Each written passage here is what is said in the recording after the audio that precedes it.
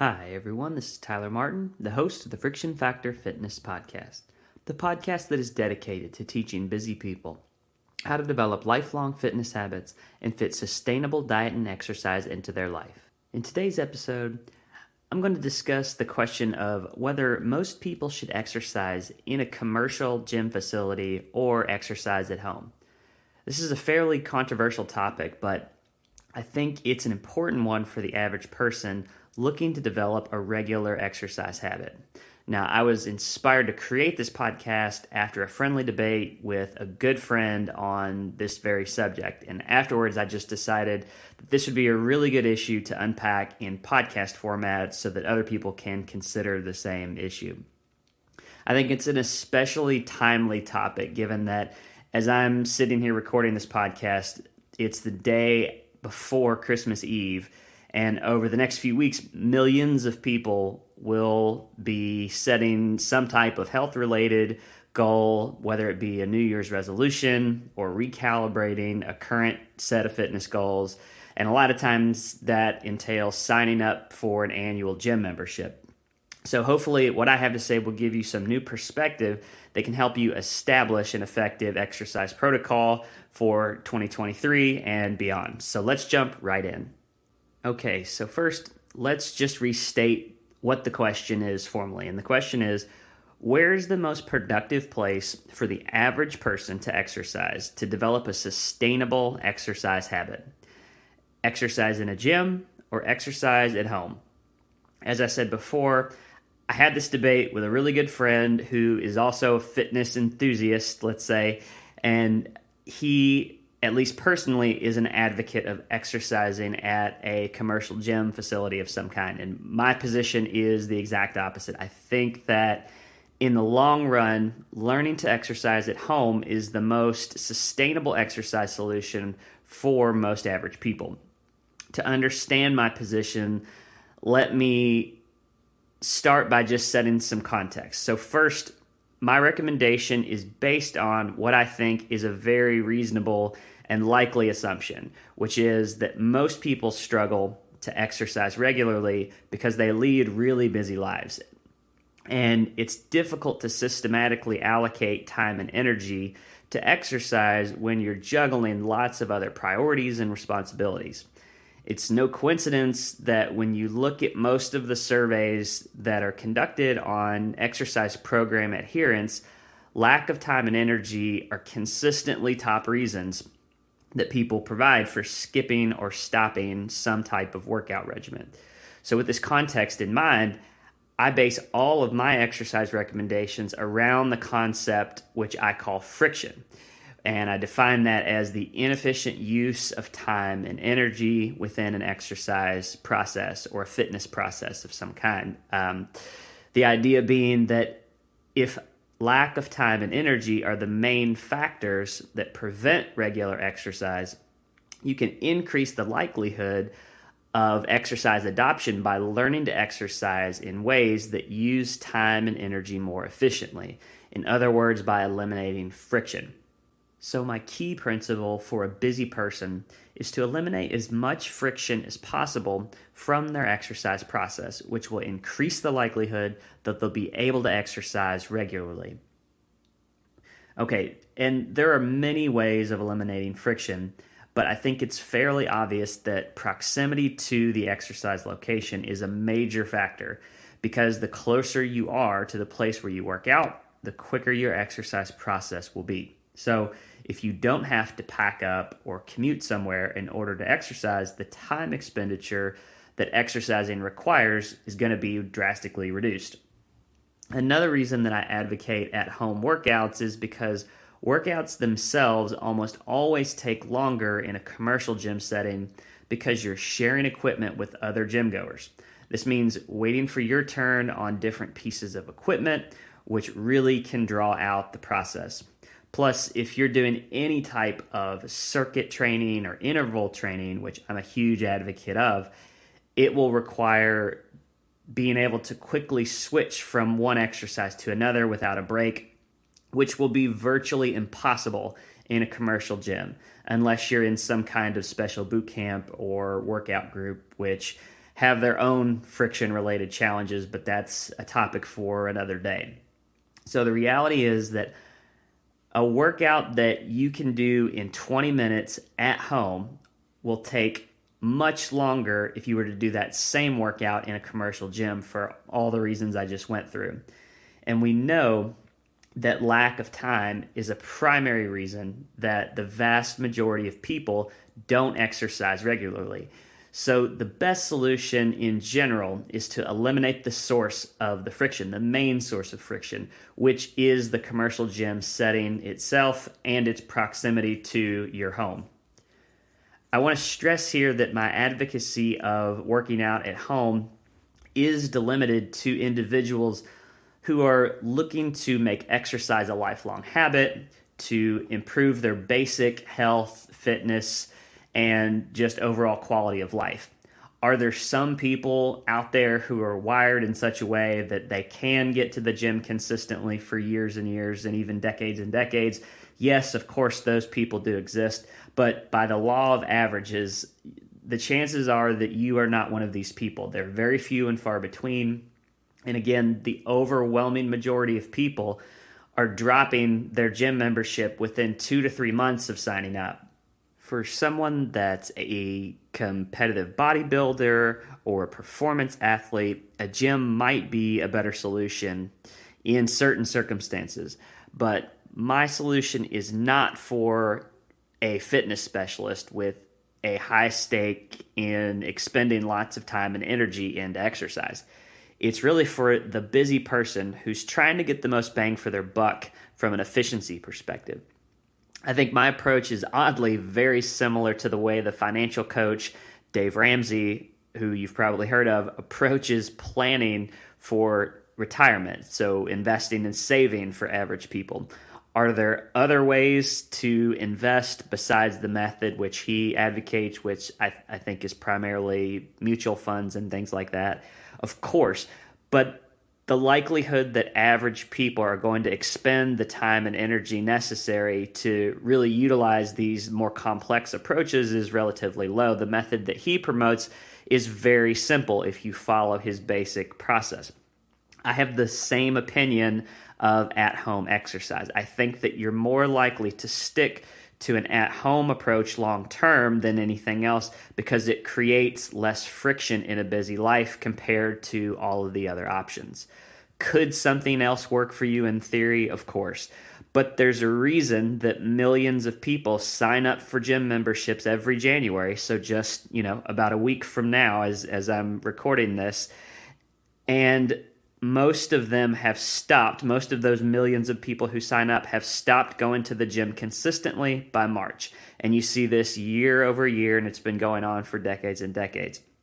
I think the reason for this is the friction created by both that proximity to the commercial facility and the friction that you encounter in the commercial facility itself.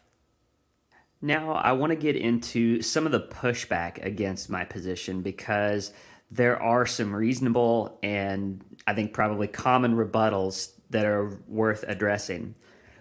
The first one, this is one that my friend who was debating this with me raised when we started the discussion, was why the singular focus on shortening workouts? His question was, why not try to make exercise more enjoyable? The idea being, if it's more fun, then you may be more willing to do it regularly. And his point was that for many people, the gym atmosphere is more conducive to fun, motivation, camaraderie, etc. And my answer to this is that I think in the long run, the positives of the gym atmosphere really fail to overcome the amount of friction that they create, that the amount of friction that most people encounter when they're trying to integrate exercise into their normal daily routine. No matter how great your workout partner is or your spin instructor is or the equipment that your gym has available, the reality is that when life gets hectic, you will, more likely than not, you will drop all of these good things if you have that your gym is offering if you have too many other priorities pulling you in different directions. And this happens more than you think. Things like being relocated for a job, or having a baby, or a new pet, or starting a big project at work. These things happen all the time. And when they do, regular trips to the gym tend to be one of the first things that get deprioritized for most people. I think that for most busy people that are interested in exercise, ultimately, they just want to get the exercise done so that they can get the health or fitness benefits and then move on to the other things that they care about. So I think about exercise fundamentally as a task like brushing your teeth or taking a shower. We do these things for their utility, not necessarily for the enjoyment we get out of the activity itself. Now, I have nothing against recreational exercise. Maybe you like to, play a sport or, engage in some type of game that has a physical component to it. But I think if you choose to do these things, it's really best to think of them as icing on the cake if you have the bandwidth for it. But when you don't, you want to have a low friction, reliable, at-home option that you can fall back on, because when things get tough, you don't want to stop doing physical activity altogether because you're too busy. So really having that fallback, that at-home kind of baseline for your everyday fitness will ensure that you keep up your exercise habit for years and decades to come. The other thing that my friend raised, the other objection, was that when he tried to work out at home, he did this during COVID, he just couldn't get motivated in the same way that he could when he visited his gym. And I think this is pretty common. He said, I tried and I just couldn't get in the right headspace when I was trying to work out in my living room. And I think a lot of people who've tried some type of at-home workout have experienced this. But there are a few things that you can do to alleviate this barrier. First, I think that if you're not used to it, and especially if you've got a history of working out in a more traditional gym setting, working out at home can take some time to get accustomed to. And this is mostly a psychological thing. You need to form an automatic mental association between a particular place in your home with the activity of exercising. In other words, you need to turn this into a habitual thing, which, according to some of the more recent research, can take as many as 60 days of repetition to start to build up. So I think in the beginning, just initiating the activity of exercising in your home and doing it frequently and consistently is more important than the length or the intensity of the workout itself, at least from a habit building perspective. So from that perspective, it would be better in the beginning just to do 5 minutes of a workout a day in your home versus doing longer, more intense workouts that would be more difficult to get motivated for. Over time, getting into the headspace to exercise at home will start to feel a little bit easier. It'll start to feel a little bit more automatic.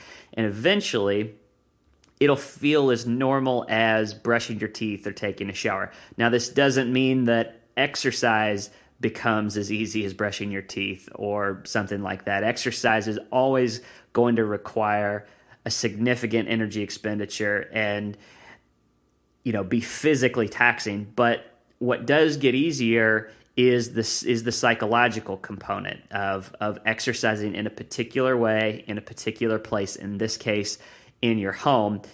And it's possible to build this level of comfort if you put in the consistent repetitions of engaging in the activity, even if it's just for a minute or two each time in the beginning. This is how you turn the behavior into a habit. And once you've got that tackled, then you can really, if you struggle with this, you can really focus on the initiation of the behavior of just starting the activity and doing it frequently.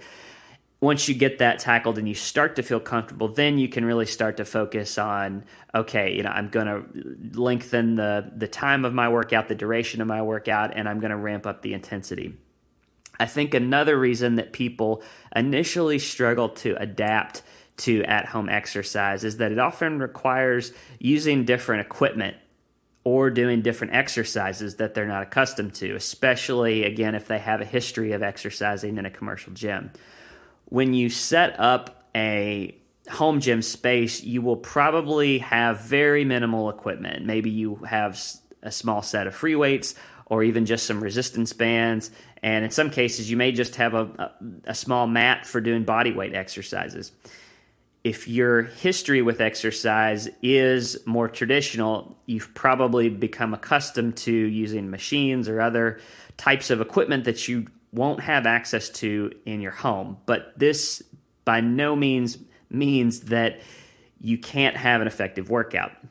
So just like some people need to get into the psychological groove of exercising in the home environment through repetition, some people need to go through the motions of doing different exercises with different methods and equipment.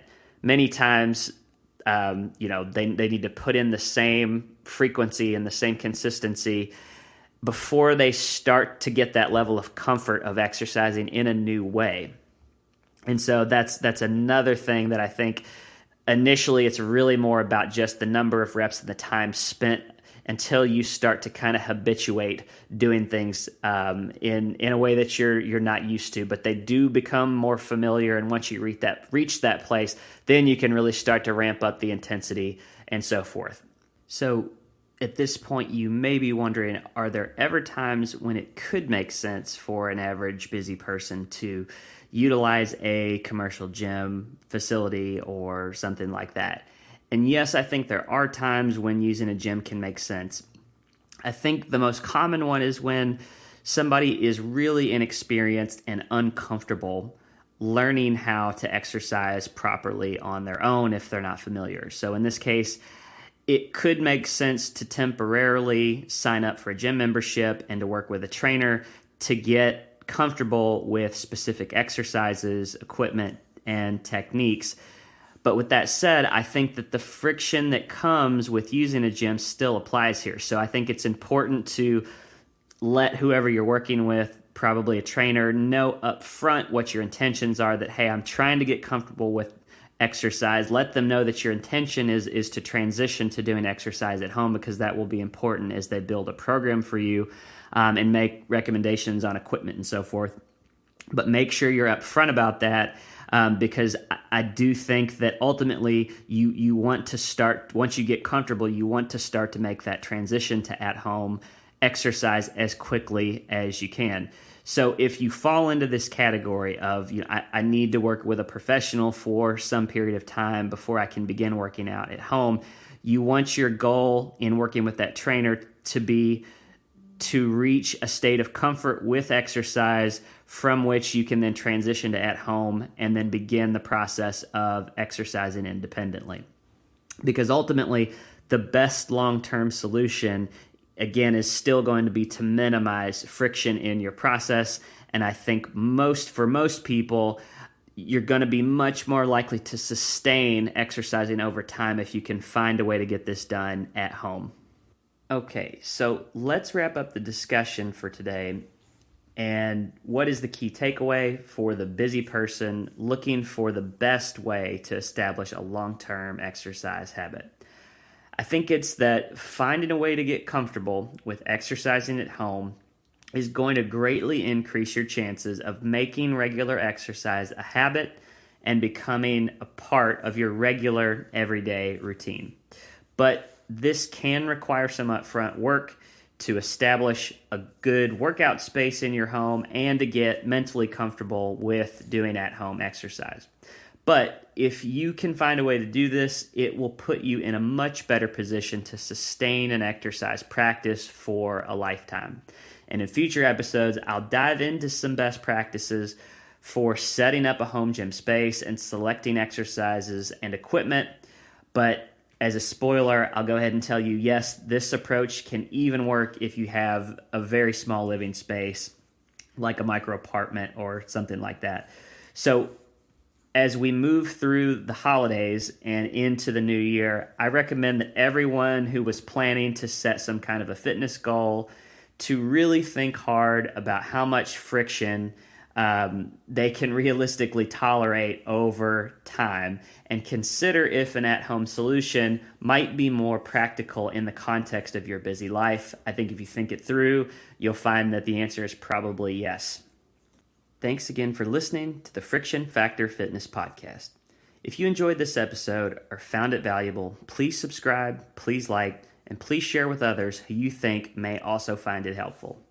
Also, please check out my website, frictionfactorfitness.com, where you can access more content, access my free fitness calculator tools, and download a free teaser of the first 3 chapters of my new book, The Friction Factor, The Busy Person's Guide to Sustainable Diet and Exercise, which is launching in March of 2023 and is now available for pre-order. Thanks again for listening, and stay tuned for more episodes.